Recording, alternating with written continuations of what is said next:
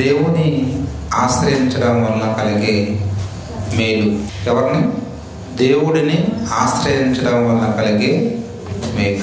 దేవుడిని ఆశ్రయిస్తే మనకు తప్పకుండా మేలు కలుగుతుంది. మనుషులను ఆశ్రయించిన కలగని మేలు దేవుడిని ఆశ్రయిస్తే తప్పకుండా కలుగుతుంది. ఒకసారి కీర్తన గ్రంథము 34వ అధ్యాయం ఒకసారి చూద్దాం. 8వ వచనాన్ని చూద్దాం. యెహోవా ఉత్తముడని రుచి చూసి తెలుసుకొనుడి, ఆయనను ఆశ్రయించిన నరుడు ధన్యుడు. ఎవరిని ఆశ్రయించిన నరుడు ధన్యుడట? యెహోవాను ఆశ్రయించిన నరుడు ధన్యుడు. అంటే అతడు ఆశీర్వదింపబడినవాడు, దీవింపబడినవాడు. పిల్లరా, ఈ లోకంలో ఎవరు ధన్యులు అనుకుంటారంటే ఉద్యోగాన్ని సంపాదించుకున్న వాడిని ధన్యుడు అంటాడు. వ్యాపారంలో ఎక్కువ లాభాలను సంపాదిస్తున్న వాడిని ధన్యుడు అంటాడు. అలాగే ఎక్కువ ఆస్తిపాస్తులు సంపాదించుకుంటూ డబ్బులు కూడగట్టుకుంటున్న వారిని ఈ లోకం ఏమంటుంది? ధన్యులు అంటారు. కానీ దేవుడు ఏమంటున్నాడంటే, ఈ భక్తుడు ఏమంటున్నాడంటే, యెహోవాను ఆశ్రయించేవారు ధన్యులు. ఎవరైతే యెహోవాని, దేవుడు ఆయన శరణు కోరుకుంటారో, ఆయన సన్నిధిలో ఉంటారు, ఆయన్ను మొరపెట్టుకుంటారు, వాళ్ళట ఆయన మీద ఆధారపడతారు, వాళ్ళే ధన్యులు అంటారు. అలాగే సామెతల గ్రంథంలో 16వ అధ్యాయంలో కూడా 20వ వచనం, 16వ అధ్యాయం 20వ వచనాన్ని మనం చూసినప్పుడు, ఉపదేశమునకు చెవియొగ్గినవాడు మేలినందును. దేనికి చెవియొగ్గవాడము? ఉపదేశమునకు, దేవుని యొక్క ఉపదేశానికి, జ్ఞానమునకు చెవి ఒగ్గినవాడు. అంటే కేవలం వినటం అనే కాదు, కానీ దేవుని యొక్క వాక్యాన్ని వినడం, విన్న వాక్యం ప్రకారం బ్రతుకుతున్నవాడట ఏం పొందుకుంటాడట? మేలు పొందుకుంటాడు. వాక్యాన్ని వినడవాడు కానీ, విన్న వాక్యాన్ని పట్టించుకోకపోవడవాడు కానీ మేలు పొందుకోడు. కానీ దేవుని ఒక్క వాక్యాన్ని వింటున్నవాడు, ఆ వాక్య ప్రకారంగా తన బ్రతుకును మలుచుకుంటున్నవాడట ఏం పొందుకుంటాడట? మేలు పొందుకుంటాడట. ఇంకా యెహోవాను ఆశ్రయించువాడు ధన్యుడు. యెహోవాను ఆశ్రయించువాడు ధన్యుడు. ఐశ్వర్యం ఉన్నవాడు ధన్యుడు అనడంలే, అధికారం ఉన్నవాడు ధన్యుడు అనడంలే. ఇంకా ఈ లోకంలో ఏంటి బంధు బలగాలు ఉన్నవారు ధన్యులు అనడంలే, యెహోవాను ఆశ్రయించేవాడు ధన్యుడు అంటున్నాడు. ఇలా ఈ మాటలు రాస్తుంది ఎవరంటే జ్ఞాని అయిన సొలొమోను గారు. బాగా మీరు వినాలి, అర్థం చేసుకోవాలి. ఎందుకంటే సొలొమోను గారు తండ్రి దావీదు గారు సొలొమోనుకు అదే నేర్పించాడు. నాయనా, ఈ లోకంలో మనం డబ్బు సంపాదించుకోవడం, ఆస్తులు సంపాదించుకోవడం, ఏవేవో సంపాదించుకోవడం గొప్ప కాదు, కానీ యెహోవాను సంపాదించుకోవడం, ఆయన ఆశ్రయించడమే మనకు గొప్ప.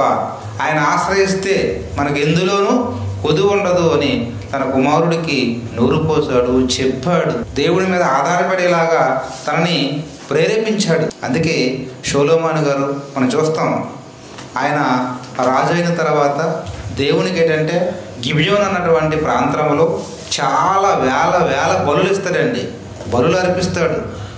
అంటే ఆయన రాజు అయిన తర్వాత ఎవరిని ఆశ్రయించాడు? సొలొమోను గారు దేవుడిని ఆశ్రయించాడు. అప్పుడు దేవుడు కూడా తనకు స్వప్నంలో వచ్చి అంటాడు, నాయన నీకు ఏమి కావాలో కోరుకో. నీకు ఐశ్వర్యం కావాలా, లేకపోతే ఆయుష్ కావాలా, లేకపోతే శత్రువుల ప్రాణాలు కావాలా అని ఆయనకి అవకాశాన్ని ఇచ్చినప్పుడు మరి సొలొమోను గారు ఏం కోరుకున్నారో మనకు తెలుసు. అని ఏం కోరుకున్నాడు?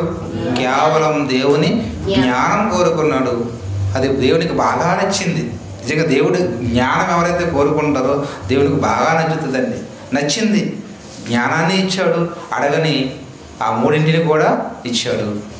ఆయుష్ను ఇచ్చాడు, ఐశ్వర్యాన్ని ఇచ్చాడు. శత్రువులు అంటారా, అసలు యుద్ధమే లేదండి ఆయన యొక్క లైఫ్లో. మనం చూస్తే మంచి వాతావరణం మధ్యన ఆయన పరిపాలన అన్నది కొనసాగినట్లుగా మనం చూస్తాం. అంటే నెమ్మది దయచేశాడు. తన తండ్రి దావీదు కాలంలో యుద్ధాలు, నెమ్మది లేని పరిస్థితి.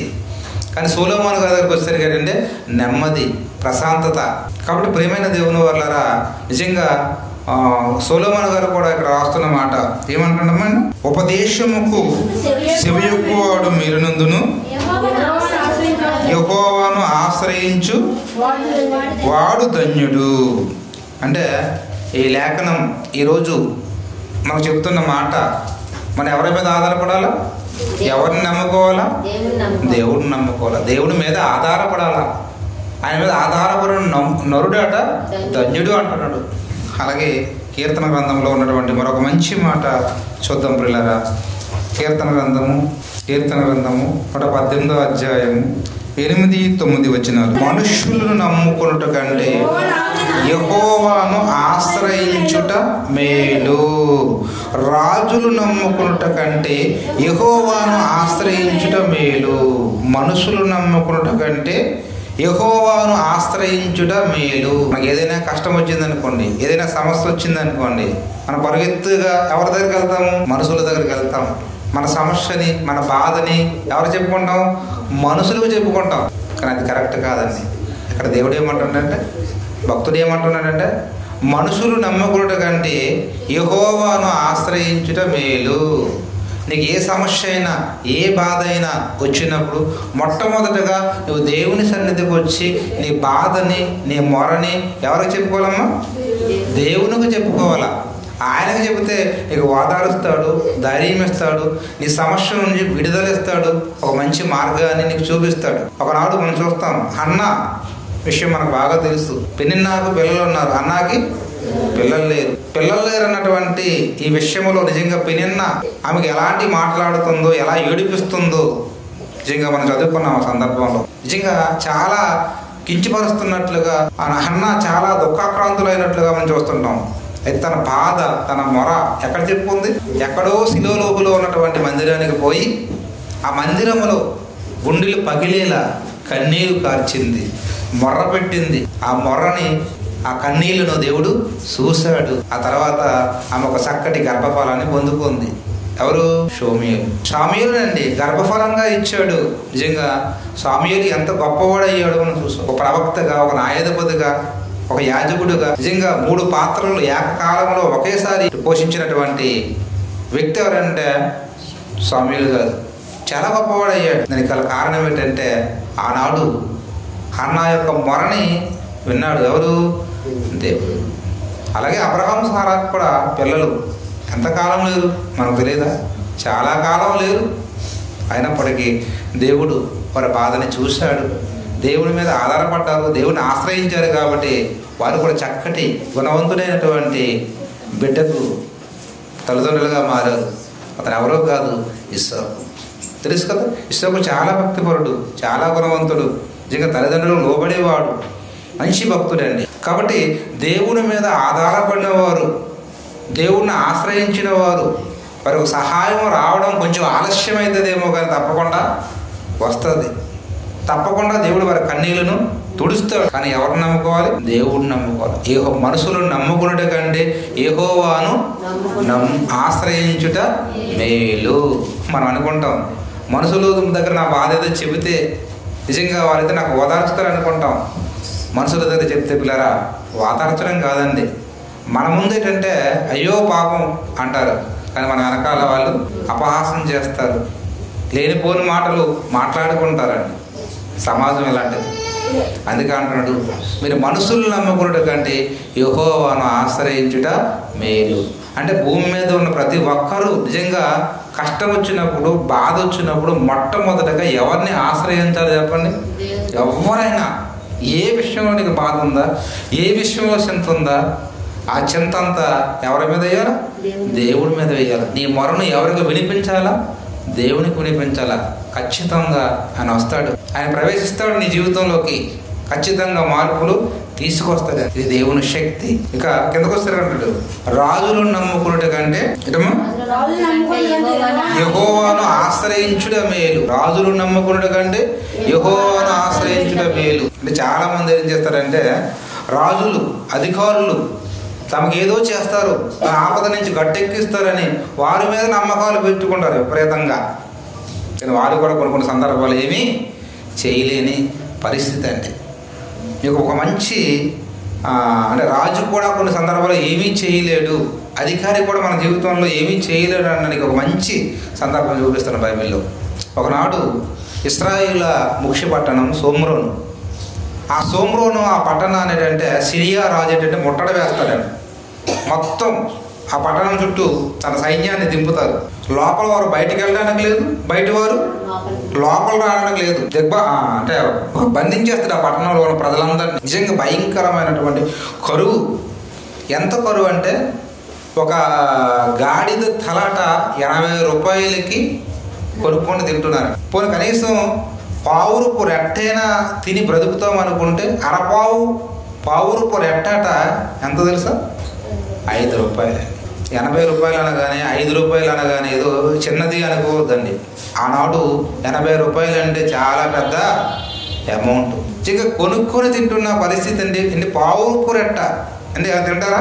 పావురుపు రెట్ట అనేది మనం పొరపాటుగా మనం అది వేసిందంటే మనం చాలా చెదరించుకుంటాం. అలాంటిది పావురుపు రెట్ట తినే పరిస్థితి వచ్చిందంటే అక్కడ ఎంత కరువు ఉందో చూడండి. ఇలాంటి పరిస్థితుల మధ్యన మనం చూస్తే రాజు ప్రహరీ మీద, అంటే ప్రాకారం ఉంటుంది కదా, ఆ ప్రాకారం మీద నడుస్తూ ఉన్నాడు అనమాట. నా రాజ్యంలోని, నా పట్టణంలోని ప్రజలంతా ఎలా ఉన్నారో, ఏం చేస్తున్నారో, వాళ్ళు ఈ కరువుతో ఎలాంటి ఇబ్బందులు పడుతున్నారో తెలుసుకోవడానికి రాజు ప్రాకారం మీద నడుస్తున్నప్పుడు అందులో 2 స్త్రీలు దెబ్బలాడుకుని వచ్చారు ఆయన దగ్గరికి. అందులో ఒక స్త్రీ మాట్లాడుతుంది. రాజు, అయ్యా రాజుగారు అని ఎగలేస్తుంది. ఏమమ్మా, ఏమైంది, ఏంటి నీ సమస్య అంటే ఒక సమస్య తీసుకొచ్చి ఒకసారి మనం చూద్దాం. రాజుల 2వ గ్రంథము 6వ అధ్యాయము 24వ వచనము. అటు తర్వాత సిరియా రాజైన బెన్హదదు తన సైన్యమంతటిని సమకూర్చుకుని వచ్చి సోమ్రోని ముట్టడి వేసెను. అప్పుడు సోమ్రోనులో గొప్ప క్షామము కలిగి ఉండగా, క్షామము అంటే కరువు, గాడిద యొక్క తల 80 రూపాయలను, పావురుపు రెట్ట 5 రూపాయలను అమ్మబడును. వారంత కఠినముగా ముట్టడి వేసి ఉంది. అంతటా ఇశ్రాయేలు రాజు పట్టణపు ప్రాకారం మీద సంచారం చేయగా ఒక స్త్రీ రాజును చూసి, రాజువైన నా ఏలినవాడ, సహాయము చేయమని కేక వేయుట విని, యెహోవా నీకు సహాయం చేయనిది నేను ఎక్కడి నుండి నీకు సహాయం చేయగలను. ఎంత మంచి మాట అన్నాడండి. రాజుకి ఈమె సహాయం చేయమంటుంది. రాజా నాకు సహాయం చేయవా అంటే ఈయన అంటున్నాడు, ఇలాంటి పరిస్థితుల్లో సహాయం చేస్తే దేవుడే చేయాలి తప్ప నేనేం చేయగలను. ఎవరంటున్నారు? రాజు అంటారు. ఈమెమో రాజు మీద ఆధారపడుతున్నాడు. రాజు ఎవరి మీద ఆధారపడుతున్నాడు? దేవుడి మీద. మీకు అర్థమవుతుందా? అప్పుడు అయినా ఓకే, మీ సమస్య ఏంటి అని అడిగితే ఇదిగో ఒక విషయం చెప్తారు. ఇదిగో ఆకలి కోసం, మా ఆకలి తీరడం కొరకు మా పొరిగింటి ఆవిడతో ఒక ఒప్పందం చేసుకున్నాం. ఈరోజు నా బిడ్డని వండుకొని తిందాం, తర్వాత రోజు నీ బిడ్డని వండుకొని తిందాం అని ఒప్పందం కుదుర్చుకున్నాం. నిన్నటి దినాన నా బిడ్డని వండుకొని తిన్నాం. ఈరోజు తన బిడ్డని వండుకొని తిందాము అంటే, ఆకలి తీర్చుకుంటాము అంటే తన బిడ్డని ఎక్కడో దాచేసింది. ఈ విషయంలో నాకు న్యాయం చేయండి అని మాట్లాడుతుంది. ఎవరు? ఆ స్త్రీ. ఇలా మాట్లాడుతున్నప్పుడు ఆయన అన్న మొట్టమొదట మాట, యెహోవా సహాయం చేయనిదే నేను ఎక్కడి నుంచి సహాయం చేస్తాను. నీకు నాకు మనందరికీ ఎవరు సహాయం చేయాలా?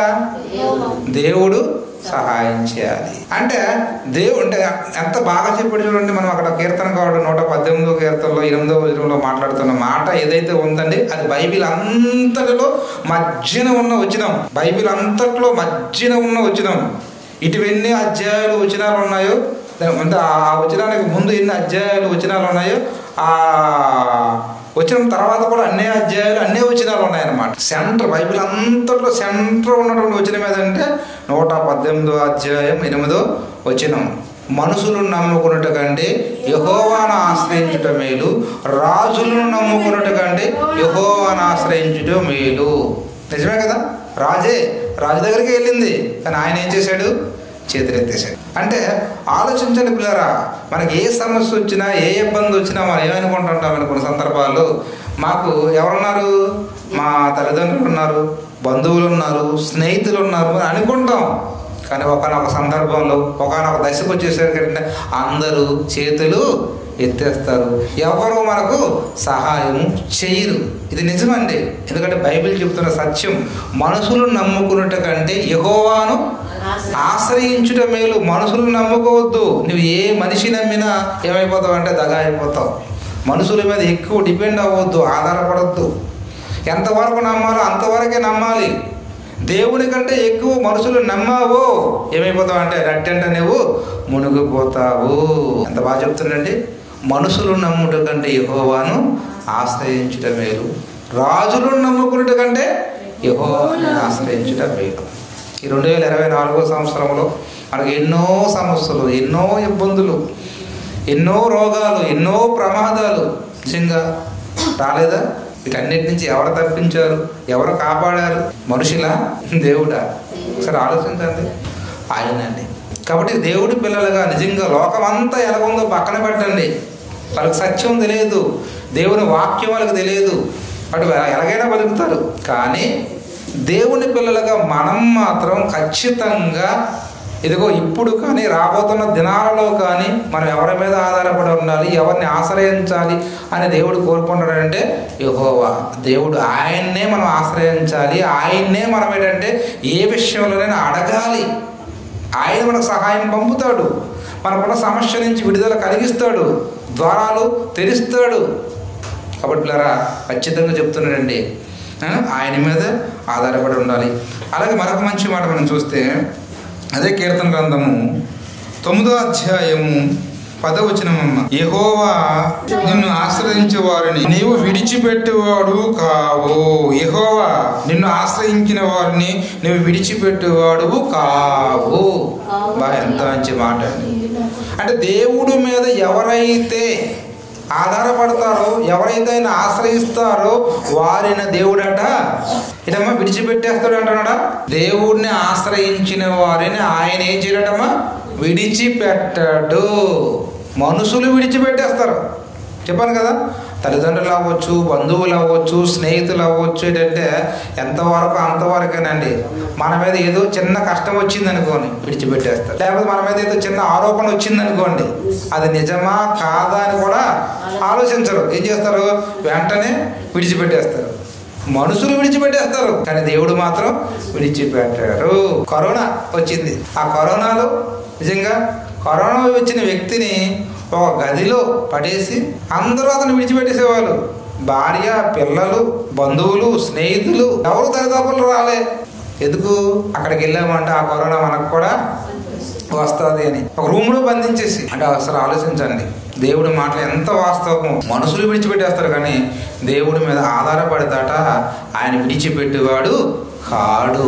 నిజంగా నీవు ఆధారపడితే, నిజంగా ఆధారపడితే అని విడిచిపెట్టాలి. నిజం 100%. ఇదిగో మన గొప్ప ధైర్యం అండి. నూతన సంవత్సరంలో మనం అడుగుపెట్టే ముందు దేవుడు ఇస్తున్నటువంటి గొప్ప అభయం అండి. నిజంగా గొప్ప అభయం, గొప్ప నిజంగా ధైర్యం ఇస్తున్నాడు తన మాటల చేత. ఆలోచించండి మీరు, ఆయన ఎవరిని విడిచిపెట్టేవాడు కాడు.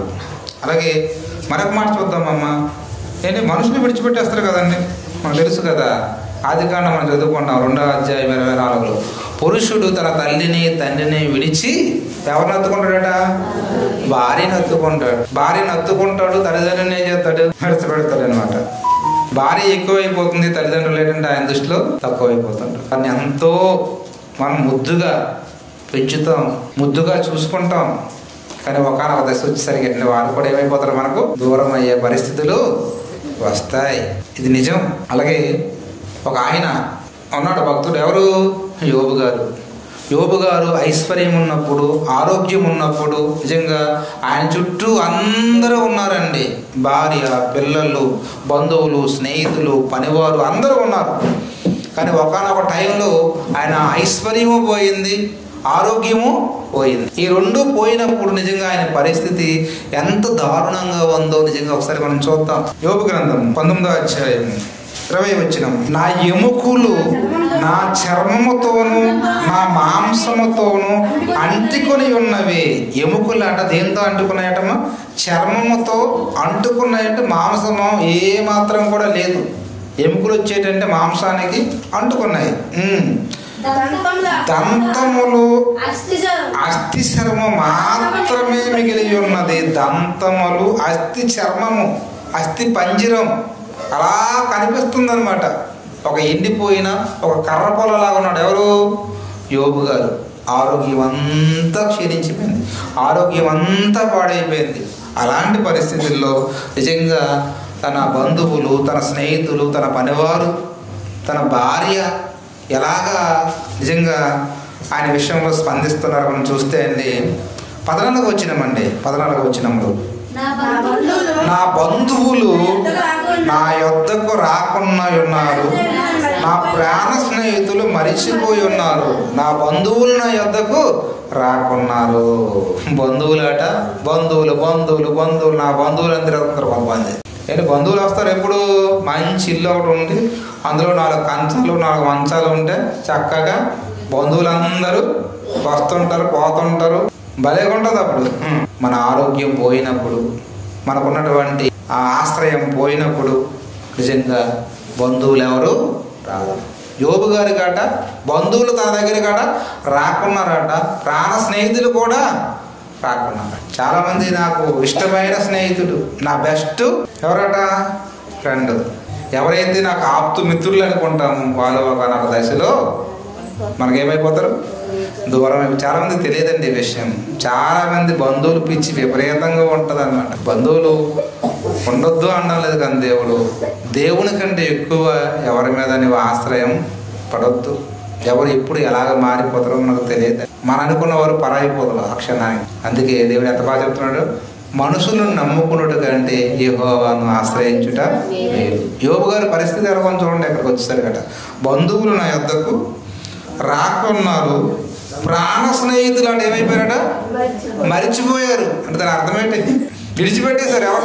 ఎవరినండి? యోబు గారు విడిచిపెట్టేశారు. నా ఇంటి దాసులు నన్ను అసహ్యంగా ఎంచుదరు. ఏంటి? ఇంటి దాసులు పనోలండి. రే ఇట్రా అంటే వచ్చే పనివాడు. అర్థమైందా? పనులు ఏంటంటే ఏం చేశారట ఆయన అసహించుకుంటున్నారట. నేను వారి దృష్టికి పరదేశినై ఉన్నాను. వారి దృష్టిలో చాలా ఇది ఎవరో పరవాడు బయట దేశం నుంచి వచ్చాడు. వచ్చిన వాళ్ళు కొంతమంది చూస్తుంటారు, లోకల్ క్యాండిడేట్లు ఎలా చూస్తారంటే చాలా చిన్నగా చూస్తుంటారు. అలా చూస్తున్నారు ఎవరిని? యోబు గారిని. నేను నా పనివారుని పిలవగా వాడు ఏమీ పలకకుండా ఉన్నాడు. నేను వారిని బతిమాలవలసి వచ్చిను.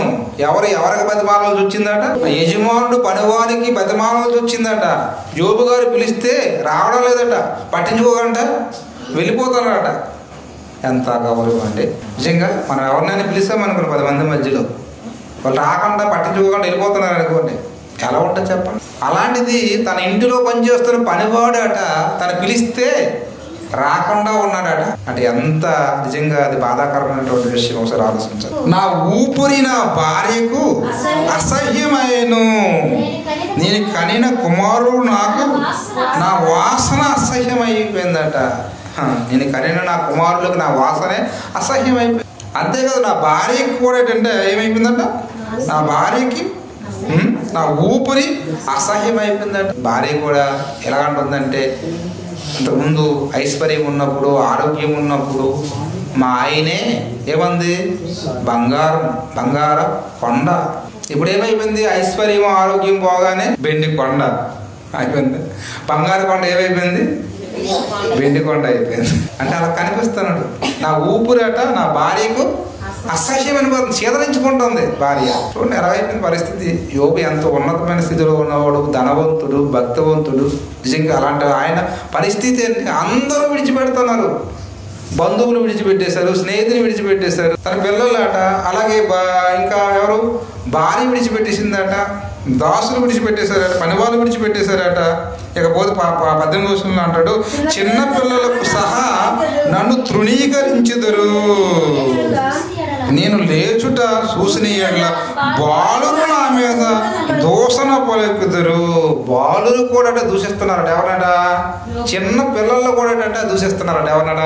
యోబు. ఇంకా మనోడు చెల్లి పెంకులు పట్టుకొని బూడిదలో తనకు అంటుకున్నటువంటి మంటి పిల్లలు గోకుకుంటున్నప్పుడు నిజంగా పిల్లలకు కూడా ఏంటంటే ఏమైపోయిందంటే అతన్ని దూషిస్తున్నారట. యోబు గారు ఎలాంటి పరిస్థితి వచ్చేసించో, ఏం బాగోలేదండి పరిస్థితి, అంతా పాడైపోయింది. ఎవరిది? యోబు గారు. అందరూ విడిచిపెట్టేశారు. ఇందాక మనం మాట చదువుకున్నాం, ఎవరు విడిచినాడు? యెహోవాను ఆశ్రయించిన వారినట ఆయన విడిచిపెట్టాడు. మనుషులు విడిచిపెడతారేమో తప్ప ఆయన విడిచిపెట్టాడు. మనుషులందరూ యోబు గారిని విడిచిపెట్టారు, కానీ దేవుడు విడిచిపెట్టాడా? విడిచిపెట్టలేదు. ఆ తర్వాత తనని ఎంతగా ఆశీర్వదించాడు, తన పోగొట్టుకున్న వాటిని ఎలా ఇచ్చాడు మనం చదువుకున్నాం. ముందు మాట్లాడుకున్నాం. యోబును 200గా ఆయన ఆశీర్వదించాడు. మొదటి దానికంటే ఇంకా డబల్ ఆశీర్వదించాడు. ఎవరిని? యోబు గారిని. ఎందుకంటే యోబు ఎవరిని ఆశ్రయించాడు? దేవుడిని ఆశ్రయించాడు. అందుకంటూ యెహోవాను ఆశ్రయించిన నరుడు ధన్యుడు, ఆయన ఆశీర్వదింపబడతాడు, దీవింపబడతాడని ఖచ్చితంగా చెప్పాడు. మరొక మంచి మాట మనం చూద్దామమ్మా. దానియేలు గ్రంథం 3వ అధ్యాయము 28వ వచనం ఒకసారి చూద్దాం. దానియేలు గ్రంథము 3వ అధ్యాయము 28వ వచనం. నెబుకద్నెజరు అంటే ప్రపంచ చక్రవర్తి అయిన రాజు శద్రకు, మెషకు, అబ్దెనెగోను వీరి దేవుడు పూజార్హుడు. ఆయన తన దూతనంపి, బాగా చదవండి ఇక్కడ, తన్ను ఆశ్రయించిన దాసులను రక్షించెను. తన్ను ఆశ్రయించిన దాసులను రక్షించెను. శద్రకు, మెషకు, అబ్దెనెగోలను ఎవరిని ఆశ్రయించారట? దేవుడిని ఆశ్రయించారట. దేవుడిని ఆశ్రయించారు కాబట్టి ఆయన వారిని రక్షించాడు. జరిగిన సందర్భం ఏంటంటే పిల్లరా, రాజు అయిన నెబుకద్నెజరు దూరాయి అనేటువంటి ఒక మైదానములో, ఒక పెద్ద మైదానములో 6 అడుగులు పొడవు 60 అడుగుల ఎత్తు ఒక భారీ విగ్రహాన్ని నిలబెట్టాడు. ఆ విగ్రహాన్ని ప్రతిష్ఠించిన దినం బాకానాదాలు ఊదుతుంటే, మేళాలతో తాళాలతో తంచి వాయిద్యాలు వాయిస్తుంటే, ఆ టైంలో అందరూ ఆ ప్రతిమకు సాష్టాంగపడి నమస్కరించాలి. ఏం చేయాలా? నమస్కరించాలి. ఎవరైతే దానికి నమస్కరించారో, ఎవరైతే దానికి సాష్టాంగ పడరో వారిని తీసుకెళ్ళి ఎక్కడ పడవేస్తామన్న ఆజ్ఞ? అగ్నిగుండం, మండుతున్న అగ్నిగుండంలో పడేస్తామన్నటువంటి ఆజ్ఞ, చట్టం ఒకటి ఉంది. ఈ విషయము శద్రకు, మెషకు, అబేద్నెగోలకు కూడా తెలుసు. కానీ వాళ్ళు ఒకే నిర్ణయంలోకి వచ్చేసారు. మేము సృష్టికర్త అయినటువంటి దేవునికి తప్ప మరి ఎక్కడ మేము సాష్టాంగా పడము, నమస్కరించము అని నిర్ణయం తీసుకున్నారు. కొంతమంది కొండీలు చెప్పేవారు ఉంటారు కదండి, వారి ద్వారా వార్త ఎక్కడికి వెళ్ళిపోయింది? రాజుగారి దగ్గరికి వెళ్ళిపోయింది. రాజుగారు శద్రకు, మెషకు, అబేద్నెగోలను ఏం చేశాడు? పిలిచాడు. పిలిచి ఏం చేస్తున్నాడు? అడుగుతున్నాడు. ఏమయ్యా శద్రకు, మెషకు, నేనేం చెప్పానో మీకు తెలియదా? ఎందుకు సాష్టాంగ పడలేదు అంటే అప్పుడు అంటున్నారు, రాజా మీరు ఏం చేసినా పర్వాలేదు, మీరు అగ్నిగుండంలో వేసేసిన ఆ అగ్నిగుండం నుంచి మమ్మల్ని తప్పించే సామర్థ్యము ఆ దేవునికి ఉంది. ఒకవేళ ఆయన మమ్మల్ని అగ్నిగుండం నుంచి తప్పింపకపోయినా పర్వాలేదు, కానీ నీవు నిలబెట్టినటువంటి ఆ విగ్రహానికి మేము సాష్టాంగ పడము, మొక్కము అని కడాగడ్డగా చెప్పేశాడు. ఇందు నిమిత్తం మాకు ఎలాంటి చింత లేదు. మాట చెప్పగానే రాజుకి ఏమైందంటే బీపీ, టెంపరేచర్ విపరీతంగా పెరిగిపోయిందండి. పెరిగిపోయి అగ్నిగుండాన్ని 7 ఇంతలు ఏం చేయమంటే రెట్టింపు పెంచిమండు, ఇంకా పెంచిమండు. అగ్నిగుండం వేడి పెంచేసినప్పుడు ఏంటంటే నిజంగా వీరిని తీసుకెళ్ళి అగ్నిగుండంలో వేయమని కొంతమంది బలవంతులకి ఆయన ఆజ్ఞాపించాడు. వీరిని తీసుకెళ్ళి అగ్నిగుండంలో వేయబోతున్న వారు, వేసేవారిని కూడా ఏమైపోయారంటే ఆ అగ్ని మంటల కంటే కాలిపోయారండి, చనిపోయారు, కాలిపోయి. ఎవరు? శద్రకు, మెషకు, అబేద్నెగోలు కాదు. వీరిని తీసుకెళ్లి అగ్నిగుండంలో పడవేసినటువంటి బలవంతులు ఏమైపోయారంటే ఆ అగ్నిదోలగా వేడికి, ఆ జ్వాలలకి ఏంటంటే కాలిపోయి చచ్చిపోయారు. కానీ అందులోకి వెళ్ళినటువంటి శద్రకు, మెషకు, అబేద్నెగోలు మాత్రం ఏంటంటే సావలేదు. ఎలా ఉన్నారు? క్షేమంగా ఉన్నారు. రాజు సింహాసనం మీద కూర్చున్నప్పుడు ఏంటంటే ఒక విచిత్రమైనటువంటి సంఘటన తన కళ్ళకి కనిపిస్తుంది. అప్పుడు నెబుకద్నెజరు రాజు పక్కన ఉన్నటువంటి అధిపతికి పిలుస్తాడు, మంత్రికి, మనం అగ్నిగుండంలో ఎంతమందికి వేసాము? 3 వేసామే. అదేంటి నాకు ఎంతమంది కనిపిస్తున్నారు? 4 కనిపిస్తున్నారు. ఏంటి విచిత్రం? వెంటనే పిలిచాడు, శద్రకు, అబేద్నెగోలారా వచ్చేయండి, బయటికి రండి. వచ్చేసారండి. వచ్చేసిన తర్వాత వారిని పరీక్షిస్తున్నాడు. చూసి పరీక్షిస్తుంటే అసలు అగ్ని వాసన కూడా కనిపించట్లేదండి. అగ్ని వాసన కూడా రావట్లేదు. అసలు అగ్ని వారికి తాకినట్లుగా ఎలాంటి ఆనవాళ్ళు కూడా వాళ్ళకి కనిపించలేదండి. అగ్నిలో మనం అగ్ని తగిలిందంటే మొట్టమొదటిగా తల వెంట్రుకలు ఏమైపోతాయి? కాలిపోతాయి కదా. తర్వాత వస్త్రాలు కాలిపోతాయి కదా. అసలు ఏవి కూడా ఇంత రావు, ఏవి కూడా పోలే. అంత ఫ్రెష్గా ఉన్నారు. ఎవరు? శద్రకు, మెషకు, అబేద్నెగోలు చాలా ఫ్రెష్గా ఉన్నారండి. ఆశ్చర్యపోయాడు. ఆశ్చర్యపోయి చెప్తున్నాడు అన్నమాట. శద్రకు, అబేద్నెగోలు వారి యొక్క వారు దేవుణ్ణి ఆశ్రయించారు. అందుకే వారు దేవుడు ఏంటంటే తన దూతను పంపించి వీరిని కాపాడాడు అని తాను ప్రపంచవ్యాప్తంగా ప్రకటించాడండి. ఆ రోజు ఇక దేవుని గురించి నిజంగా ఉన్నతంగా చెప్పబడిన సందర్భం అనమాట నెబుకద్నెజరు రాజు ద్వారా. అంటే ఎంత గొప్ప విషయం. షద్రకు అబేద్నెగోల యొక్క, మేషాకు యొక్క నిజంగా వారి దేవుడు ఎంత గొప్పవాడు ప్రపంచానికి తెలిసింది. కారణం వీళ్ళు ఎవరిని ఆశ్రయించారు? రాజుని ఆశ్రయించారా? అసలు రాజు మాట వాళ్ళు వినలేదు. రాజు మాటనే లెక్క చేయలేదు. కారణం ఏంటంటే వాళ్ళు ఎవరిని ఆశ్రయించారు? దేవుడిని. మనుషులు నమ్ముకున్నట్టు కంటే యెహోవాను ఆశ్రయించుట మేలు, రాజులను నమ్ముకున్నట్టు కంటే యెహోవాను ఆశ్రయించుటే మేలు. అలాగే మరొక మంచి మాట మనం చూస్తే అంటే మనకి ఏం అర్థం అవుతుందంటే, మనం ఎలాంటి పరిస్థితుల్లో మధ్య ఉన్నప్పుడైనా మనం ఎవరి మీద ఆధారపడి ఉండాలా? ఎంత కష్టం వచ్చినా, ఎంత బాధ వచ్చినా మనం ఎవరి మీద ఆధారపడి ఉండాలా? మనుషుల మీద కాదండి. ఎంత విపత్తైనా రావచ్చు, ఎంత కష్టమైనా రావచ్చు, కానీ ఏంటంటే మనం మనుషుల మీద కదా ఆధారపడాల్సి వస్తుంది. ఎవరి మీద? దేవుడి మీద ఆధారపడితే ఖచ్చితంగా ఆయన మనకు పరిష్కారాన్ని ఖచ్చితంగా చూపిస్తాం. మనం ఇక్కడ చూస్తే 2వ దినవృత్తాంతాల గ్రంథం 26వ అధ్యాయం 5వ వచనం మనకు, దేవుడు ప్రత్యక్షత విషయమందు తెలివి కలిగిన జకరియా దినములలో అతడు దేవుణ్ణి ఆశ్రయించును. ఉజ్జియా రాజు ఎవరిని ఆశ్రయించడమ్మ? ఇక్కడ యెహోవాను ఆశ్రయించడట. యెహోవా ఆశ్రయించును. అతడు యెహోవాను ఆశ్రయించినంత కాలము దేవుడు అతనిని వర్ధిల్లింపజేసెను. ఉజ్జియాట దేవుడి మీద ఆధారపడినంత కాలమాట ఉజ్జియానట దేవుడు ఏం చేశాడట? వర్ధిల్లింపజేశాడు, అభివృద్ధి పరిచాడు. అన్ని విధంగా భౌతికంగాను ఆత్మీయంగాను అన్ని విషయాలలో వర్ధిల్లింపజేశాడు, అభివృద్ధినిచ్చాడు, అభివృద్ధి పరిచాడు. బాగుంది అతని కుటుంబము, అతని యొక్క పరిపాలన, అతని యొక్క దేశము, రాజ్యము నిజంగా క్షేమంగా ఉంది. ఎప్పటి వరకు? ఆయన ఆశ్రయించినంత కాలం బాగుంటుందండి. ఏ మనిషి అయినా ఆశ్రయించినంత కాలం బాగుంటుంది. చాలా బాగుంది. ఇక్కడే జాగ్రత్తగా ఉండాలి మనం. కానీ ఆ తర్వాత ఏం జరిగిందో తెలుసండి? ఏమైనా రాయబడ్డదో తెలుసా? అతను స్థిరపడిన తర్వాత గర్వించి అతని మనస్సు ఏమైపోయిందట? స్థిరపడిన తర్వాత ఎక్కడ 16వ వచనం చదువుకుంటాం. 16వ వచనం అదే అధ్యాయంలో. అయితే అతడు స్థిరపడిన తర్వాత అతని మనస్సు గర్వించి చెడిపోయేను. అంటే స్థిరపడినంత వరకు మనిషి బాగా ఉంటాడండి. బాగా ఆలోచించండి మాట. ఒక్కసారి దేవుని సన్నిధిలో చివరి ముగింపు సంవత్సరానికి ఈ గంటలో. ఎందుకంటే మనం స్థిరపడకపోవడం ముందు ఎలా ఉంటాము, స్థిరపడిన తర్వాత కూడా అలాగే ఉండాలి పిల్లరా. ఈయన స్థిరపడక ముందు బాగా ఉన్నాడు, స్థిరపడిన తర్వాత ఏమైందట? అతని మనస్సు గర్వించి ఏమైపోయాడు? చెడిపోయాడు.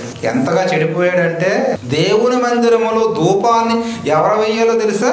ధూపాన్ని ఎవరు వేయాలంటే యాజకులు మాత్రమే వేయాల. యాజకులు వేయవలసిన ధూపాన్ని తాను వేస్తానని బయలుదేరిపోయాడు. ఎవరు? ఉజ్జియా. అక్కడ ఉన్నటువంటి 80 మంది సేవకులు, దైవజనులు, యాజకులు ఆపారు. రాజా, ఇది నీకు తగదు, ఇది మీ పని కాదు. మీరు రాజు అయితే పరిపాలన చేయాలి తప్ప రాజ్యాన్ని, ప్రజలను. దేవుని మందిరంలో ఈ పెత్తనం అన్నది ఇది మంచిది కాదు, ఇలా మీరు చెయ్యకూడదు అని ఎవ్వరు చెప్పిన మాట కూడా వినలేదు. ముందుకు వెళ్ళిపోయాడు ధూపార్తం తీసుకొని ధూపం వేయడానికి. దేవుని మందిరంలో ఏం జరిగింది? యాజకులందరూ చూస్తుండగానే అతను నొసట కుష్టి రోగం వచ్చిందని. అతను దేవాలయం నుంచట వెళ్ళగొట్టబడ్డాడని ఉంటుంది. గెట్టేశారు. అతను చచ్చిపోయేంత వరకు ప్రజలందరికీ దేవుని సన్నిధికి దూరముగా ఒక గదిలో ఉంచబడ్డాడు. తెలుసా? ఒక గదిలో ఉంచబడ్డాడండి. దేవుని సన్నిధి లేదు, మనుషులు ఎవరు దగ్గరికి రాని పరిస్థితి వచ్చింది. ఎందుకు? అతడు యెహోవాను ఆశ్రయించినంత కాలం మాట అతను ఏమయ్యాడట? వర్ధిల్లాడట. ఆశ్రయించినంత కాలం బాగున్నాడు. ఎప్పుడైతే ఆశ్రయించడం మానేశాడో, సొంత నిర్ణయాలు వచ్చేసాయో, ఇక ఏమైపోయాయంటే దేవుని వాక్యంకి విరోధంగా ప్రవర్తించడం ప్రారంభించాడు. అతని అభివృద్ధి ఆగిపోయింది. చివరికి కుష్టి రోగాన్ని తెచ్చుకున్నాడు. మందిరానికే వెళ్ళని పరిస్థితి. ఒకసారి ఆలోచించండి. దేవుని మందిరంలో మనకు ఉండే అవకాశం దేవుడు ఇచ్చినప్పుడు నిజంగా ఆ దేవుని మందిరంలో ఉండే అవకాశాన్ని మనం వినియోగించుకోవాలి. దేవుని మందిరంలో ఉండే అవకాశం అన్నది మనం వినియోగించుకోలేకపోతే మనం దేవుడిని ఏంటంటే ఆశ్రయించిన వారము కాదు. అంటే దేవుడిని వదిలేసామని లెక్క. దేవుడిని వదిలేసాము అంటే దాని అర్థం ఏంటి? దేవుడిని వదిలేస్తే నెక్స్ట్ మనకు జరిగేది ఏంటంటే ఇదిగోండి ఇలాంటి పరిణామాలే ఉంటాయి. దానికి సాక్ష్యం ఒక ఉజ్జియ ఎంతటి వాడి రాజునే వదలలేదు. నువ్వు ఒక లెక్క. ఎవరిని వదులుతాడండి దేవుడు? దేవుని దృష్టిలో రాజు అనే సామాన్యుడని ఏమైనా ఉంటుందమ్మా?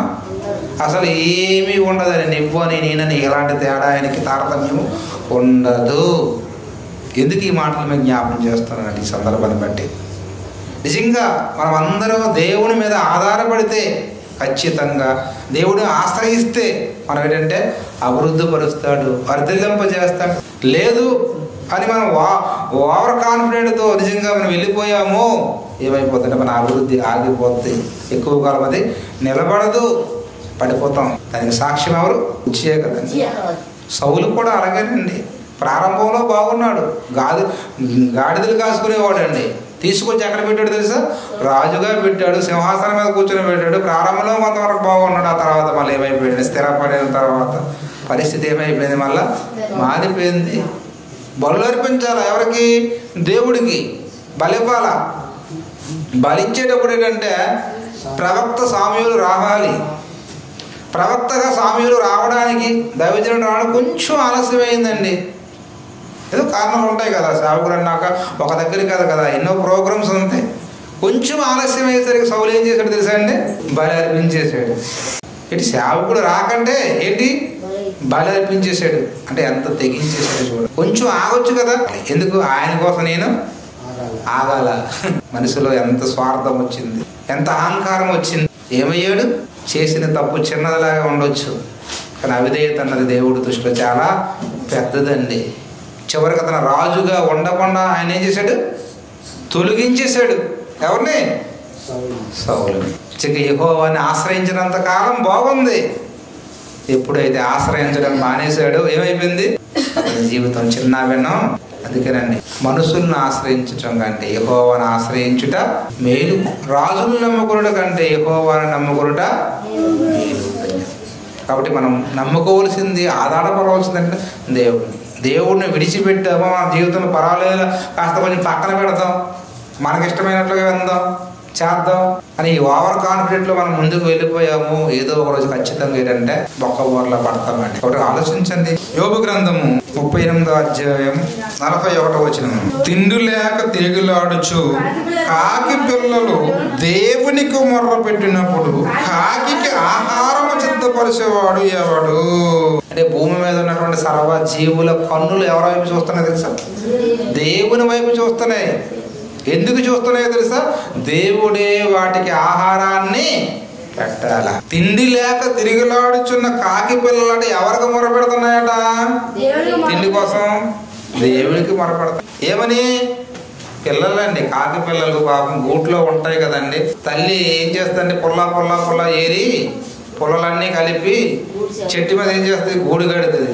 ఆ గూడులో పిల్లలు పెడతాయి. రెక్కలు సరిగ్గా అప్పటికి వచ్చి ఉండవు, ఎగరలేవు సరిగ్గా, ఆ గూట్లో ఉంటాయి. వీటికి ఆహారం తీసుకురావడానికి తల్లి వెళ్ళిపోద్ది. తల్లి రావడం ఆలస్యం అవుతుంటుంది. మరోపక్క వీళ్ళకి ఆకలి ఆకలి ఆకలి. ఇప్పుడు ఏంటంటే ఈ కాకి పిల్లలు మొరపెడుతున్నాయి ఎవరికి? దేవునికి. తండ్రి, మా తల్లి కాకి బయటికి వెళ్ళింది. దేనికోసము? ఆహారం కొరకు వెళ్ళింది. తండ్రి, దయచేసి మీరు ఏదో కొంచెం కరుణిస్తే నిజంగా మా ఆకలి తీరుతుంది తండ్రి అని మొరపెట్టుకుంటాయి. కాకి పిల్లలు మొరపెట్టినప్పుడట కాకి ఆహారం అంటే ఏమైపోతాడ? సిద్ధమైపోతాడు. కూడా రాత్రి ఉదయానికి ఏంటంటే కొన్నిసార్లు శీతాకాలం కూడా ఏమైపోతుంది?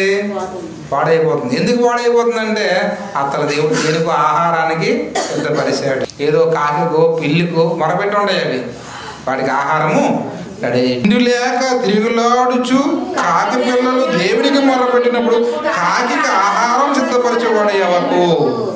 అంటే ఆహారం కొరకు కాకులు కాకి పిల్లలు ఎవరికి మొరపెడుతున్నాయి? సృష్టిలో జీవరాశులన్నీ అంటే దేవునికి మొరపెడుతున్నాయి, దేవుడిని ఆశ్రయిస్తున్నాయి. అన్ని జీవరాశులు దేవుడిని ఆశ్రయిస్తున్నాయి. దేవుడిని ఆశ్రయించిన వాడు సృష్టిలో ఎవరంటే ఎవరు? మనిషే. కాళ్ళు ఎగరేసుకొని తిరుగుతాను.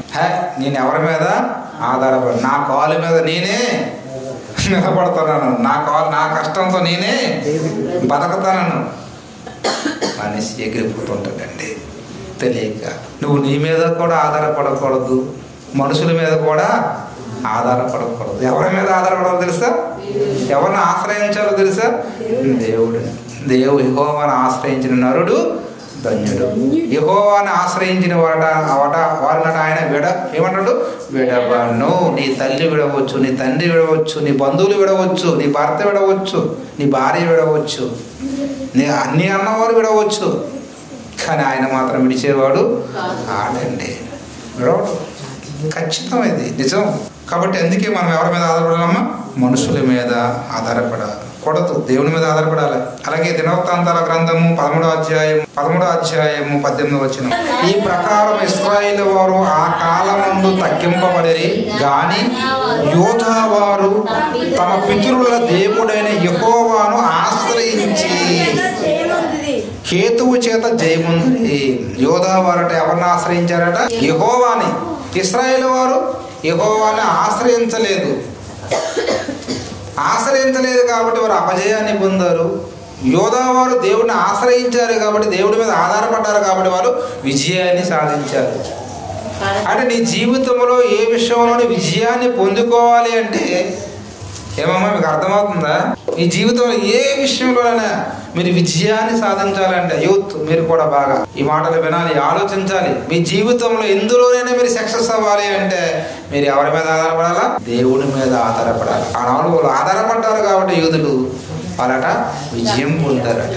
మరొక మంచి మాట చూద్దాం కీర్తన గ్రంథం. అంటే దేవుడి మీద ఆధారపడిన వారు ఎలా ఉంటారు అంటే ఎంత గొప్పగా ఉంటారంటే కీర్తన గ్రంథం 12వ అధ్యాయము 6-7 వచనాలు. అట్టి వారట ఎవరు? యెహోవా మీద ఆధారపడిన వారు. అట్టి వారు ఎప్పుడును కదిలింపబడరు, నీతిమంతులు నిత్యము జ్ఞాపకములో ఉందురు.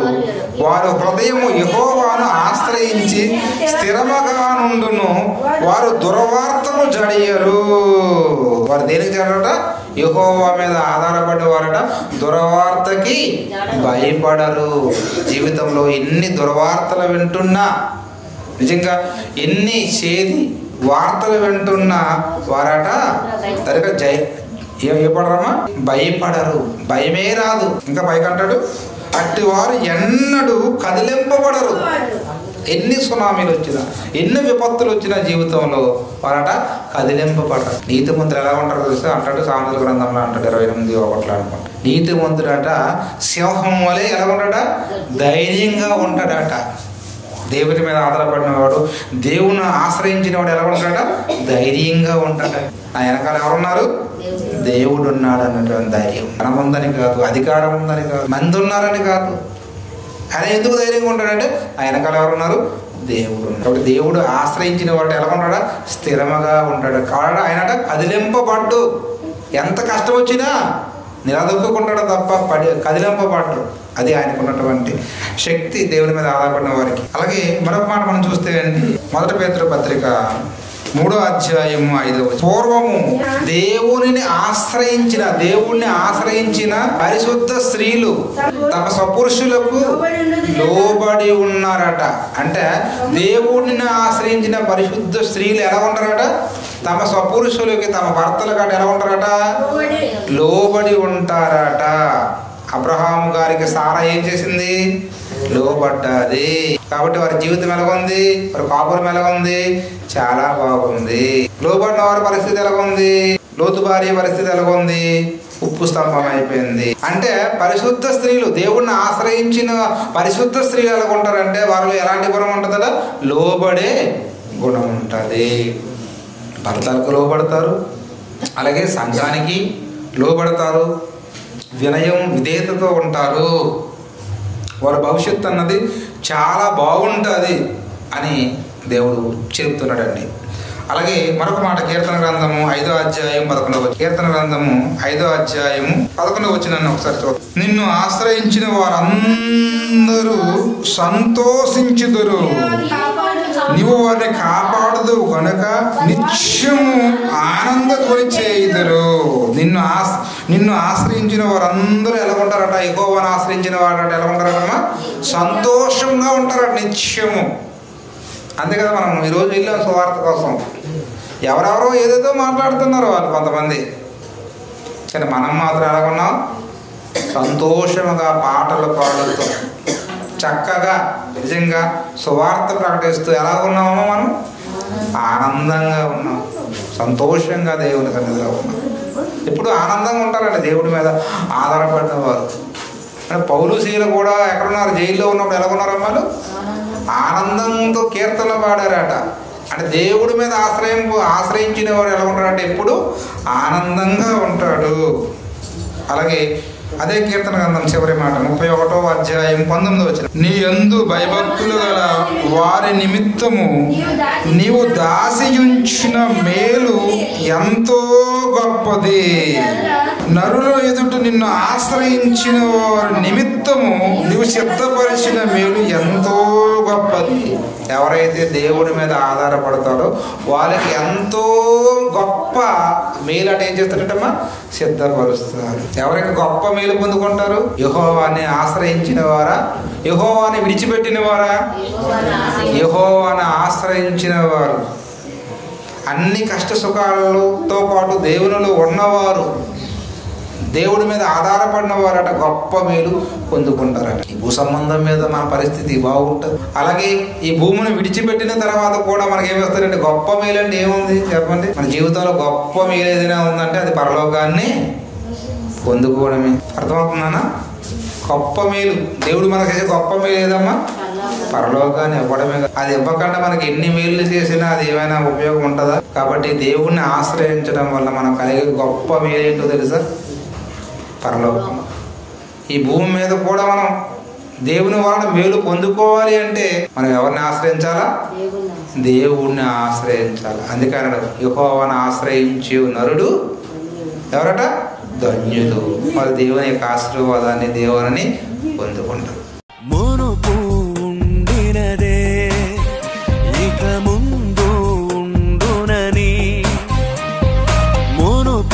జరిగినదే ఇక ముందు జరుగునని,